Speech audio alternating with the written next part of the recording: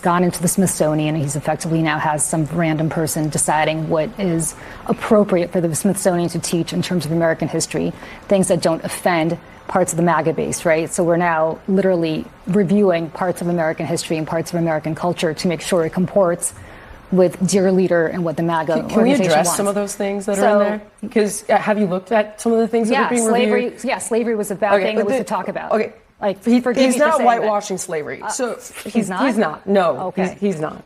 And you cannot tie imperialism and racism and slavery to just one race, which is pretty much what every single exhibit does.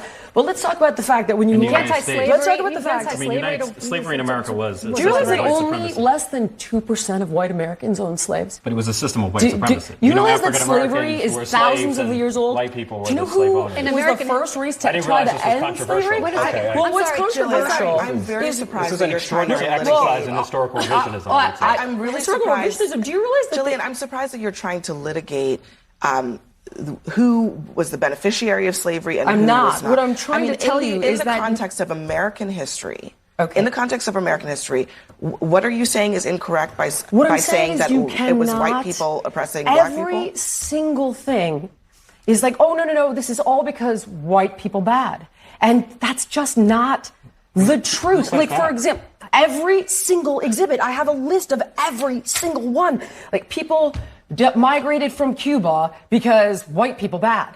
Not because of Castro. Yes, no, it's in there. That's what I'm saying. You don't actually know what's in there. Do you know that when you walk in the front door, the first thing you see is the gay flag? Jillian, you have a lot of stuff in front of you. Yeah, I do, what because exactly because here's the thing. Are you talking about? Okay, I'll give you an example. Yeah, please. There's one called Change Your Game, right? This has been an installation there.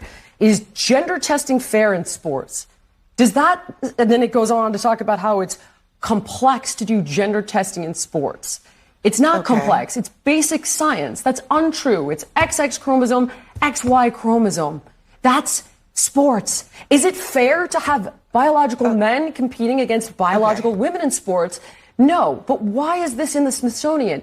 So it's been completely captured. First of all, I don't. And it's totally partisan. First of all, we don't have time to litigate all of this. Of course we don't, because then you're going to lose the argument. No. Everything is racialized, just like you're trying to do to me now. Excuse me. It's like, I can't believe you're trying to suggest, that slavery is a good thing. Just to be clear, you brought up race. No, this was a conversation about the arts, and you brought up race. It isn't. You brought up. But the whole point of this is that the issue you brought up slavery, and you brought up the question of whether. You brought up the question of whether or not slavery in the United States is about race. The answer is no, I yes. Didn't. I did not in the United States don't is straw man my about argument race. Because that's not what I said. So what are you brought talking up about? Slavery, and what I was talking about is that this isn't really about that. When you make every single exhibit about white imperialism when it isn't relevant at all, that is a problem. So when you're talking about Cubans leaving Cuba and you make it about white people bad, that's not accurate. Can I just say, that's my point. All right, we're going to move on from that. I would say on the arts thing, I think why this is